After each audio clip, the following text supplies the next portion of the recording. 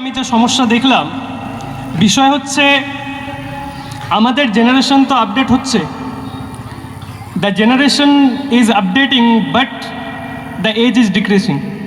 এই কথাটার মানে আমি বোঝাতে যাচ্ছি আমাদের যেই ফিলিংস ক্লাস 9, 10 এবং 11, 12-এ আসার কথা, সেই সমস্ত ফিলিং আমাদের এখন 5 এবং 6 বাচ্চাদের মধ্যে দেখা দিচ্ছে। এর একটা কারণ হতে পারে খারাপ সঙ্গ, দ্বিতীয় মোবাইল ফোনের ভয়াবহতা, মিসইউজ অফ মোবাইল ফোনস। তো এটাকে আমাদের অবশ্যই সলিউশন করতে হবেই। আপনার যদি মনে হয় যে না আমি আমার বাচ্চাকে বাড়িতে গাইড করতে পারছি না, then you have hostel facilities here in Ideal Academy. আর যদি মনে হয় যে না ঠিকঠাক আমার বাচ্চা আমার কথা শুনে, দেন আপনারা ডে হস্টেল সিস্টেমে ভর্তি করাতে পারেন। সেকেন্ড যে থিংটা আমি আলোচনা করব সেটা হচ্ছে আমাদের বুঝতে হবে আমাদের ছোট ছোট বাচ্চারা আমাদের পরিবারের পোশাক, আমাদের লিবাস। আমি এটা কেন বলছি? কারণ আজকে দেখা যাচ্ছে যেই সমস্ত নার্সারির বাচ্চাদের অ আ ক খ কথার শেখার কথা, সেখানে তারা বিভিন্ন গালিগালাজ শিখেছে। কিভাবে? কোথাও না কোথাও আমাদের এটা বলে দেয় যে এইসব ওয়ার্ডস, ব্যাড ওয়ার্ডসগুলো আমাদের বাড়িতে আলোচনা হয়।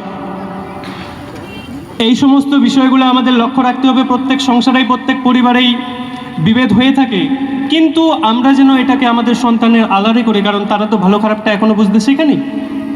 সেকেন্ড থিং, যেহেতু মিটিংটা গার্জেনদের জন্য কিছু না বললে নয়। এখন বর্তমানে দেখা যাচ্ছে আমি বৃদ্ধ প্রতিবন্ধী, আমি কোনো বাসে গিয়ে ভ্রমণ করছি, আমাকে কেউ একটা সিট অফার করছে না। আমি বাড়িতে এসে বলছি এখন সবাই শিক্ষিত, উচ্চশিক্ষিত, অথচ আমি আজ বাসে ভ্রমণ করছিলাম কিন্তু আমাকে কেউ একটা সিট অফার করেনি।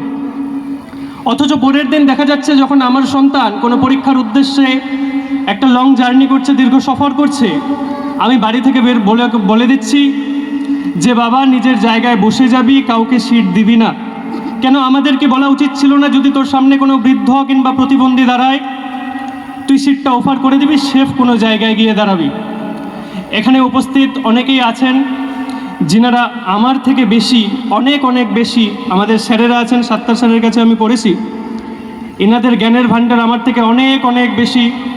তাই আমি আমার ক্ষুদ্র বক্তব্য একটা কোট দিয়ে শেষ করব, এবং আমি ওনাদের কথায় আমার থেকে বেশি জ্ঞানের প্রচার এবং প্রসার পাই, তাই আমি জ্ঞানকে অগ্রাধিকার দিতে চাই। আমি মহান শিক্ষকের একটা কোট বলে শেষ করতে চাই, education is not the preparation for life, it is life. शिक्षा जीवन जीने का तैयारी नहीं है, शिक्षा ही जीवन है। Thank you so much. अस्सलामु अलैकुम।